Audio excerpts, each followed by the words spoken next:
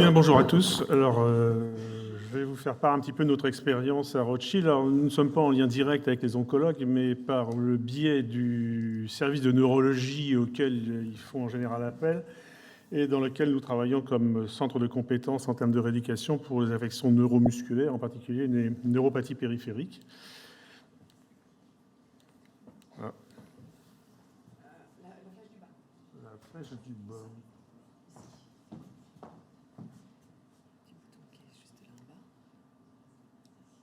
Voilà. Alors, juste deux diapositives d'introduction concernant les neuropathies médicamenteuses que j'ai reprises d'une présentation du docteur Lorrain, qui est neuro-oncologue à Lille. Très clairement, c'est la toxicité neurologique la plus fréquente auquel est exposé le patient, avec un impact significatif en termes de qualité de vie, ça a déjà été rapporté. Un impact possible sur la dose des traitements, ça peut modifier autant les traitements. Et les principaux agents responsables de neuropathie apparaissent ici. Historiquement, la vincristine, j'avais travaillé sur le sujet il y a déjà une trentaine d'années. Et bon nombre d'autres molécules sont également incriminées dans ces neuropathies périphériques. Les symptômes cliniques sont variables d'un sujet à l'autre, mais à peu près globalement renvoient à peu près au même tableau, avec une atteinte initialement sensitive, avec une anesthésie en gants et aux chaussettes, sous la forme de sensation d'engourdissement, puis de paresthésie et de douleur. L'atteinte motrice est possible.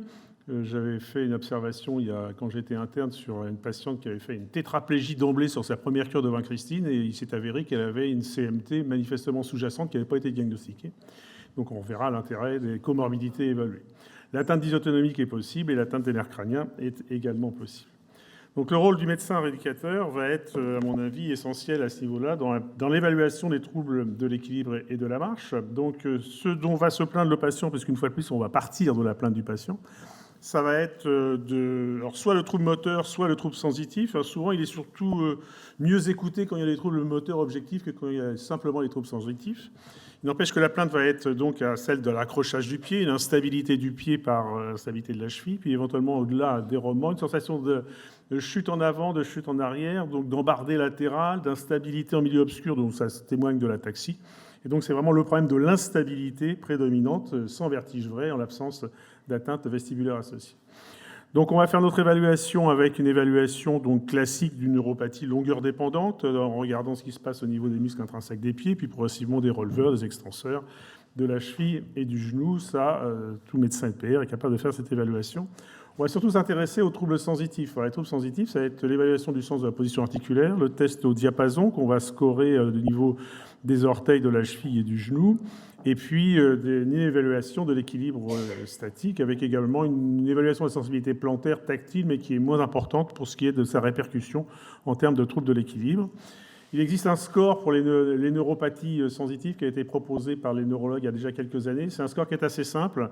0, il n'y a pas d'atteinte. 1, il y a une atteinte au niveau des orteils. 2, de la cheville. 3, du genou. 4, de l'épiniliaque. Ça vous fait un score de 0 à 8 au membre inférieur et de 0 à 16 si vous faites le pendant au niveau des membres supérieurs, ce qui permet d'avoir et un score moteur et un score sensitif. Ce qui est important, c'est de considérer également l'enquête systémique, parce que très clairement, on va beaucoup parler de processus de compensation, à condition que les processus de compensation puissent être actifs. Donc il faut vérifier la qualité de la vision. Quand on a des troubles proprioceptifs, on compense par la vision. Il faut vérifier qu'il n'y a pas de problème ORL, qu'il n'y a pas de problème de comorbidité nécessitant des traitements ou des médicaments susceptibles de majorer les troubles. Et puis il faut évaluer également non seulement l'atteinte des membres inférieurs pour l'équilibre et la marche, mais également l'atteinte des membres supérieurs, puisque les membres supérieurs sont utiles. Quand on veut enfiler une orthèse type releveur élastique, si la pince pouce index est déficiente, ça ne va pas être facile.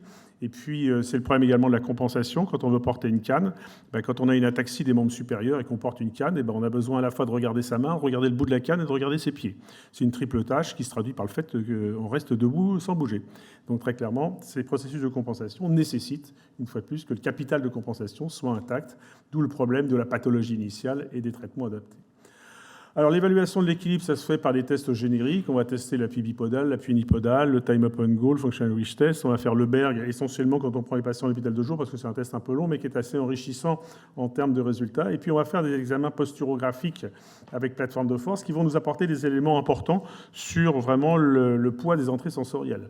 Donc un examen posturographique, c'est l'évaluation, comme vous le voyez sur le schéma, d'un centre de pression qui va bouger pendant une petite minute d'examen. On va caractériser ce centre par la position moyenne du centre de pression et par l'instabilité en termes de surface du stabilogramme ou de longueur du déplacement. Ça vous donne à peu près ce résultat-là chez un sujet normal. Chez un sujet normal, la surface des oscillations est inférieure à 2 cm². Le centre de pression est en moyenne au centre, très légèrement en arrière et à droite, et il n'y a pas d'analyse spectrale, sur l'analyse spectrale d'anomalies particulières. Ce qui nous intéresse, nous, c'est de nous intéresser, puisqu'on va parler surtout des neuropathies sensitives, donc au poids des entrées sensorielles. Donc on fait un test les yeux ouverts, un test les yeux fermés. Ça permet d'avoir un ratio qu'on appelle le coefficient de Rondberg, ou quotient de Rondberg, où la valeur est 2,5 à peu près. On fait la même chose pour la proprioception. On fait un test sur sol dur et un seul sur mousse. On a un ratio également, un quotient plantaire, dont la valeur est de l'ordre de 2 environ. En fonction des résultats, donc, on va pouvoir mesurer des modifications du poids de ces afférences. Donc, les valeurs normales, compte tenu de la dispersion des résultats, c'est entre 1,5 et 3,5. Au-delà de 3,5, 4, ça veut dire qu'on est dépendant de l'entrée visuelle. Si vous fermez les yeux et que vous oscillez 5 fois plus, c'est que vous êtes vraiment dépendant de l'entrée visuelle. Si vous mettez sur un bloc de mousse et que vous oscillez 5 fois plus, c'est que vous êtes vraiment dépendant de vos entrées proprioceptives. En dessous de 1,5, c'est que c'est une omission, c'est une insuffisance d'utilisation. Et en dessous de 1, c'est qu'il y a un conflit. Si vous êtes mieux les yeux fermés que les yeux ouverts, c'est qu'il y a un conflit visuel. Si vous êtes mieux sur mousse que sur sol dur, c'est qu'il y a un conflit podal. Ça permet, en pratique neurologique globale, d'avoir deux exemples types. Donc le premier, c'est ce qui renvoie à notre pathologie aujourd'hui, c'est la neuropathie ataxiante. Le profil habituel, c'est un coefficient de Rondberg élevé, un coefficient de plantaire bas. Et quand les patients ont à l'inverse des troubles visuels, on a un Rondberg bas et un coefficient plantaire élevé. Donc ça, cette évaluation qui est faite systématiquement dans notre hôpital de jour par les rééducateurs avant la prise en charge permet de guider le poids des entrées sensorielles et de guider la rééducation. Là, vous avez une représentation d'un patient ataxique avec déjà à gauche, les yeux ouverts, manifestement une augmentation des oscillations qui est à 6 fois la normale, et à droite, les yeux fermés. Le patient tenant malgré tout les yeux fermés, il a une surface d'oscillation à peu près 25 fois à ce qui est attendu dans les sujets normaux. Alors sur le plan thérapeutique, très clairement, plusieurs choses sont amenées à être proposées. La rééducation motrice des neuropathies, c'est quelque chose qui est déjà ancien. Donc je reprends systématiquement l'étude de Lindemann qui est intéressante parce qu'il montre que par du travail personnel à domicile contre résistance, on peut augmenter jusqu'à 15% la force musculaire mesurant l'isocynétisme en faisant uniquement de la résistance avec des charges distales. Donc très clairement, vous allez chez Decathlon, vous achetez des bracelets à 500 grammes, vous les mettez au niveau des poignets et des chevilles, vous faites du travail contre résistance à ce niveau-là, ou des bandes élastiques. Ça, pendant 6 semaines, ça vous améliore la force musculaire. D'autres études ont été contrôlées également de la même façon, travail au niveau des coudes et des genoux avec un résultat à peu près identique, avec augmentation non seulement de la force, mais des activités de la vie quotidienne. Et sur le plan de l'équilibre, des choses ont été faites également. Par contre, il manque beaucoup d'informations sur les neuropathies sensitives, ce qui était d'ailleurs, lors de la création des centres de référence, une demande des neurologues, c'est-à-dire, mais nous, on ne sait pas quoi faire et quoi proposer dans le cas des neuropathies sensitives. Donc on a proposé à Rothschild d'essayer de les évaluer, ce qui a conduit à une publication qui date maintenant d'il y a une dizaine d'années sur l'évaluation de l'équilibre et de la marche chez les patients après rééducation dans les neuropathies ataxiantes. Donc les modalités de la rééducation, c'est de la stimulation sensorielle, de la compensation visuelle, du travail de l'équilibre, du renforcement musculaire et du travail de l'endurance. Donc la stimulation sensitive, ça consiste déjà à faire une évaluation par des appareils vibrants, par exemple, parce qu'on a une évaluation quantitative à ce niveau-là. C'est ce qu'on voit sur la diapositive en haut à gauche. Après, on va faire marcher le patient sur des carrés de textures différentes. Donc, c'est une indication plutôt cognitive à ce niveau-là pour essayer de faire reconnaître un petit peu la sensibilité du pied, puisqu'en fait, on a, comme dans tous les phénomènes chroniques, dans ces cas-là, un tableau d'omission. Le patient qui a une atteinte sensitive des membres inférieurs sous-utilise la sensibilité restante et perd un certain nombre d'informations à ce niveau-là. Et en haut à droite, vous avez une représentation d'une planchette de Perfetti qui permet à ce moment-là, par les mouvements au niveau de la cheville, de modifier la position du stylet, de suivre les courbes qui sont représentées ça, et donc d'augmenter l'utilisation spontanée qu'aurait le patient au niveau de la mobilité de ses pieds et de ses chevilles. Alors la compensation visuelle, ce n'est pas quelque chose qui est apparu spontanément chez nous, mais c'est apparu à la faveur d'une patiente qui avait une grosse neuropathie des 4 membres, en l'occurrence. Ce n'était pas une neuropathie médicamenteuse, mais c'était en l'occurrence un gouge rouge de graine, et qui, à la fin de sa rééducation, s'était considérablement améliorée, mais était devenue encore plus déficiente visuelle qu'avant. C'est-à-dire que globalement, la MF de Rondberg qui était négative avant est devenue positive. Sauf que très clairement, la patiente était extrêmement contente de l'évolution. Elle avait une marche qui était bruyante, elle tapait le pied du fait du déficit des releveurs, elle longeait les murs pour se stabiliser. Et à la suite de ça, elle passait maintenant au milieu de la salle sans faire de bruit. Donc on s'est aperçu que très clairement, si les patients sont déficients visuels, les ataxiques, qu'est-ce qu'ils font? Ils regardent le sol en permanence, ils regardent leurs pieds. Alors qu'ils ont une perte d'information, notamment ce qui peut être responsable des sensations d'embardée latérale, c'est que ne regardant plus devant eux sur les côtés, ils n'ont plus de verticale visuelle, et donc très clairement, ils font des embardées latérales. Donc ça veut dire qu'il va falloir les rééduquer à ce niveau-là, les empêcher de regarder le sol, donc on leur fait porter des lunettes, on a récupéré des lunettes professionnelles en mettant des scotch en dessous. Ah, ça, c'est pas ce que je voulais faire. Bon, je suis appuyé trop tôt. Et donc, on a amélioré par une rééducation visuelle faite par nos kinésithérapeutes, très clairement, la possibilité d'augmenter les flux visuels chez ces patients. Pour ce qui est du travail de l'équipe statique et dynamique, je mets exprès ces diapositives-là pour montrer qu'on peut faire ça avec du petit matériel, même à domicile. On peut commencer la rééducation de l'équilibre des patients ataxiques à domicile. On prend 2 coussins ou un bloc de mousse, on se met à côté d'un mur, on fait travailler les yeux ouverts, les yeux fermés, on double tâche, on fait compter, on fait lancer des fléchettes, on essaie de trouver une animation, on fait lire en position debout. Très clairement, il faut faire de double appui en double tâche et du simple appui éventuellement en monotâche.